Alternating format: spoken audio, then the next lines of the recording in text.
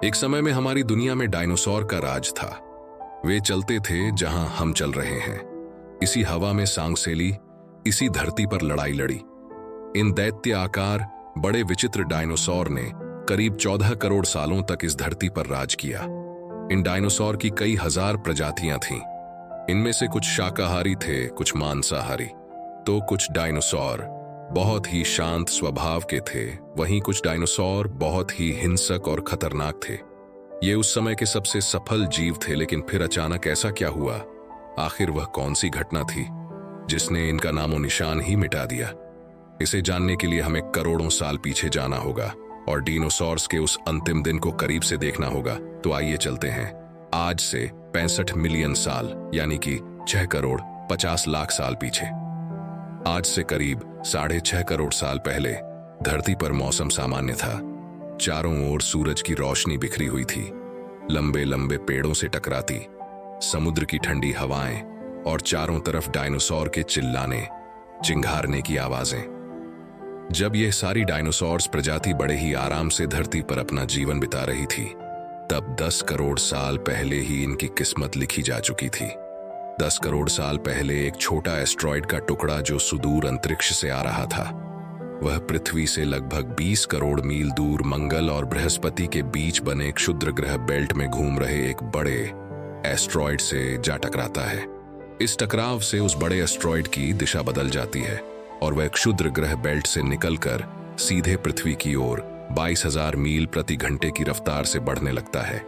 जब यह एस्ट्रॉयड पृथ्वी से 3,84,000 किलोमीटर की दूरी पर था, धरती से शायद डायनासोर का अंत ना होता यदि यह एस्ट्रॉयड पृथ्वी के उपग्रह चांद से टकराता। लेकिन नियति को कुछ और ही मंजूर था, इसीलिए यह बड़ा एस्ट्रॉयड चांद के बहुत नजदीक से गुजर गया।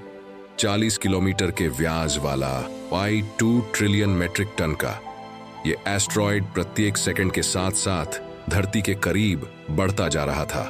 यह एस्ट्रॉयड जब पृथ्वी के वातावरण के संपर्क में आया तो इसकी रफ्तार एकाएक 70,000 किलोमीटर प्रति घंटा हो गई। पृथ्वी के वायुमंडल में घुसते ही घर्षण की वजह से यह एक भयानक आग के गोले में बदल गया। यह इतनी रफ्तार से धरती की ओर बढ़ रहा था कि सिर्फ 4 मिनट में इसने अटलांटिक ओशन को पार कर लिया। इसकी चमक इतनी अधिक थी कि धरती पर टकराने से पहले ही हजारों जीव आग के इस दहकते गोले को देखकर पूरी तरह अंधे हो चुके थे।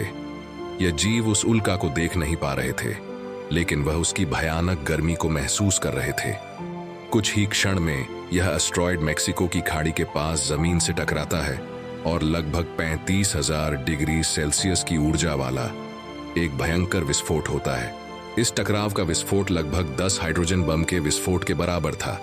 यह विस्फोट इतना शक्तिशाली था कि इसके टकराते ही धरती की लाखों टन धातु अंतरिक्ष में चली गई। टकराव वाली जगह पर 180 किलोमीटर चौड़ा और 20 किलोमीटर गहरा गड्ढा बन गया। विस्फोट के कारण इस गड्ढे का सारा मेटल और पत्थर आसमान में धूल के बड़े बादल में बदल गए।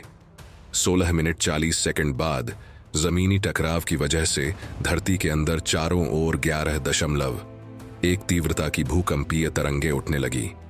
इस वजह से समुद्र में विशालकाय लहरों का निर्माण हुआ और एक के बाद एक सुनामी की लहरें चारों तरफ बढ़ने लगी। भूकंपीय तरंगों ने सभी सक्रिय ज्वालामुखी को तहका दिया, जिसके कारण जगह जगह डायनासोर का विनाश शुरू हो गया। धरती के महाविनाश की प्रक्रिया आरंभ हो चुकी थी। इस भयानक विस्फोट में रेडिएशन की मात्रा इतनी बढ़ गई कि इसके 800 किलोमीटर के दायरे में आने वाले सभी जीव जलकर पूरी तरह राख के ढेर में बदल गए थे। इस महाविनाश में उड़ने वाले डायनासोर इन जमीनी खतरों से तो बच निकले, लेकिन यह तो महाप्रलय की बस शुरुआत मात्र थी। विस्फोट की वजह से जो लाखों टन मेटल और धूल अंतरिक्ष में गया था, वह ग्रेविटेशनल पुल के कारण ठीक 40 मिनट बाद आग के गोले के रूप में पूरी धरती पर बरसने लगे। साथ ही धूल का एक बहुत बड़ा तूफान 6,000 किलोमीटर प्रति घंटे की रफ्तार से पृथ्वी की दूसरी तरफ मौत लेकर आ रहा था। ये धूल के बादल कई किलोमीटर मोटे थे, जिसकी वजह से धरती पर सूरज की रोशनी का पहुंच पाना असंभव हो गया। गर्म हवाओं का तापमान 100 डिग्री सेल्सियस से ज्यादा हो जाने के कारण धरती पर पेड़ पौधों की लगभग सारी आबादी जलकर खाक हो गई थी। विस्फोट के 90 मिनट बाद धरती का तापमान 200 डिग्री सेल्सियस तक बढ़ गया। इसकी वजह से जो डायनासोर्स विस्फोट के इलाके से कोसों मील दूर थे, वे भी इस गर्मी से बच नहीं पाए। इस महाप्रलय से धरती की कुल 90% प्रजाति पूरी तरह खत्म हो गई थी और जो 10% जीव धरती पर बच गए थे, उनमें से भी सिर्फ वही जीव जिंदा रह सके जिनका वजन 30 किलोग्राम से कम था। इसका कारण यह था कि इस महाप्रलय में लाखों की संख्या में जीव मारे जा चुके थे और पेड़ पौधों की सारी आबादी भी जलकर राख हो चुकी थी, जिसके चलते यहाँ जो बड़े और विशालकाय जीव जीवित बच गए थे, उन्हें भरपूर मात्रा में खाना पीना ना मिल सका। लेकिन यह महाप्रलय किसी अन्य जीव के लिए फायदेमंद साबित होने वाला था। धरती पर डायनासोर का अंत एक छोटी प्रजाति के लिए सुनहरा अवसर लेकर आया और वह प्रजाति थी मामल्स की। मामल्स क्या थे, कैसे बच गए महाप्रलय से डायनासोर के अंत के बाद, इंसान कैसे और कहां से आए, यह जानेंगे हम अगले एपिसोड में।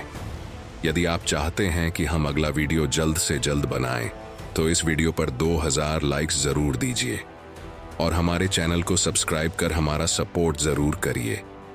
यदि आप नए हैं तो इस चैनल पर हमारे बाकी वीडियो भी जरूर विजिट करें।